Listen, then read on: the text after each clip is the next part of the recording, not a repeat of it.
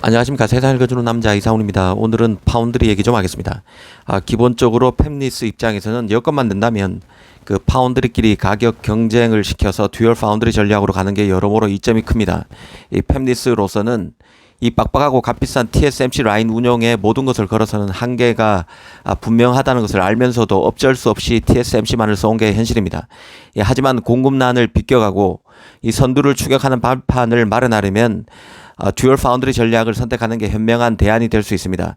엔비디아의 GPU가 지금 현재 상종가를 치고 있고 애플도 자체 모뎀 칩 개발에 이번에는 그 비전 프로를 내놓는 등 칩 내재화와 칩을 내놓는 칩의 가짓수도 많아지면서 AMD 등 기존 TSMC 고객의 TSMC 라인 잡기는 앞으로 더 빡빡해질 수 있습니다.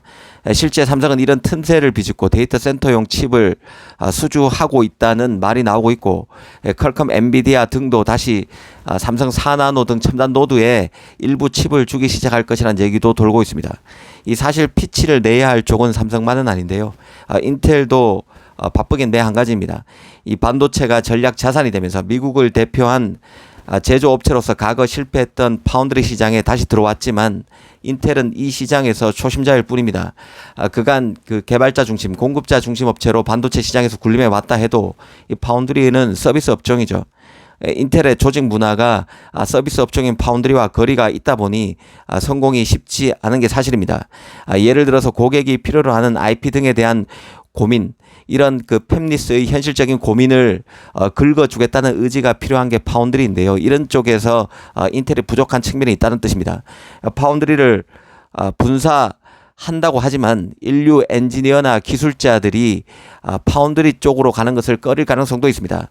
인텔의 문화가 자체가 그렇다는 것이죠. 이런 것들이 사업에 영향을 줄 수밖에 없습니다.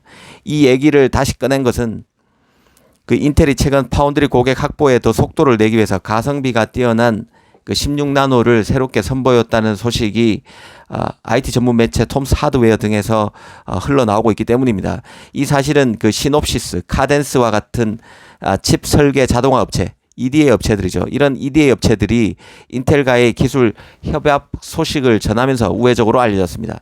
이런 생각을 해봤습니다. 왜 하필 지금 16나노인가 이런 생각 말입니다. 인텔도 삼성처럼 후발 파운드리로서 인류 파운드리로 성장하려면 첨단 공정, 그 10나노 이하대 첨단 공정에서 외부 칩을 수주해야 합니다. 지금도 파운드리에서 인류와 이류를 가르는 노드는 10나노죠. 이 10나노가 분기점입니다. 10나노 아래 7나노, 5나노, 4나노, 3나노 이런 공정을 해야 인류고 그것을 못하게 되면 이류입니다. 16나노면 10나노대의 대표 공정으로 이류들도 할 수 있는 공정입니다. 하지만 그 천리길도 한 걸음부터라고 인텔 입장에서는 이제야 인텔 7공정 칩인 사파이어 FG CPU를 내놓고 올 하반기에 겨우 4나노 공정 칩인 메테오 레이크가 이제 선보입니다. 현재 7나노, 5나노, 4나노는 그 인텔 입장에서는 아직 불안정하고 외부 칩을 위해 마련된 공장, 그 팹도 없는 상태입니다. 이 가정법으로 만에 하나 그 인텔이 첨단 생산 라인을 자신의 CPU가 아닌 외부 팹리스를 위해 할당할 수 있다고 해도 애플, AMD, 엔비디아와 같은 자신의 강력한 경쟁자들이 인텔이 운영하는 파운드리에 쉽게 칩을 줄 가능성은 낮다고 봐야 합니다. 지금 그 엔비디아 CEO인 젠슨 항이나 애플 팀쿡 같은 이들은 인텔 파운드리를 이용하겠다는 얘기를 언론에 예사를 흘리고 있는데요. 사실 이런 얘기들은 영혼이 없는 리서비스에 가깝다는 생각을 하는 게 맞습니다. 인텔이 첨단 칩에서 이전의 실력을 회복하게 되면 인텔 파운드리의 경쟁사가 칩을 맡기기는 더 두려워집니다. 반면 인텔이 첨단 공정에 결국 실패해서 뭐 4나노, 3나노 이런 것에 만약 실패하게 된다면 자신의 CPU가 메인 시장에서 점점 추락하게 된다는 것을 의미합니다.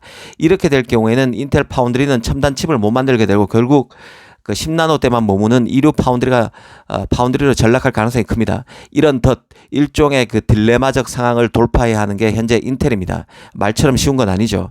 다시 16나노 얘기로 돌아와 보겠습니다. 이번에 인텔이 가성비가 뛰어난 16나노 공정을 개발해서 내놓는다는 얘기는 일단 첨단 고객 잡기는 현실적으로 불가능한 처지에 있는 인텔로서는 최선의 대안이라고 봅니다. 10나노대 고객부터 풀을 넓혀서 후위를 도모하는 길로 인텔이 방향을 잡은 것이죠. 기억나시는 분이 있을 것인데요. 작년인 2022년 여름께 인텔은 미디어텍과 전략적 그 파트너십을 맺었었습니다. 그때 미디어텍이 인텔 파운드리에서 만드는 칩이 바로 16나노 칩입니다. 대만 팹리스인 미디어텍으로서는 현재 칩 대부분을 TSMC에 맡기고 있는 상황인데요. 미국과 유럽에서도 생산 능력을 추가할 필요가 있다고 판단했고 인텔과 손잡은 것입니다. 당시 외신에서는 인텔이 16나노 공정에서 미디어텍 칩을 올해인 2023년 상반기에 양산할 수 있다고 얘기가 나왔지만 아직 인텔 파운드리가 미디어텍 AP를 16나노에서 생산했다는 얘기는 전혀 나오지 않고 있습니다. 16나노면 신공정도 아닌데도 인텔은 아직 그 정도를 수용하기도 만만치 않다는 뜻입니다. 기술적으로도 문제가 있을 수 있고 현실적으로도 캐파 마련도 쉽지 않을 것입니다. 인텔은 그간 자신의 칩만 만들어 왔기 때문에 외부 파운드리를 위해서 칩을 만들 그 팹을 확보하는 것도 쉬운 일은 아닙니다. 그만큼 인텔은 파운드리에서 초보고 역량이 많이 미흡한 게 현실입니다. 인텔 파운드리가 만드는 칩과 고객 리스트는 지금 매우 한정적인 상황이죠.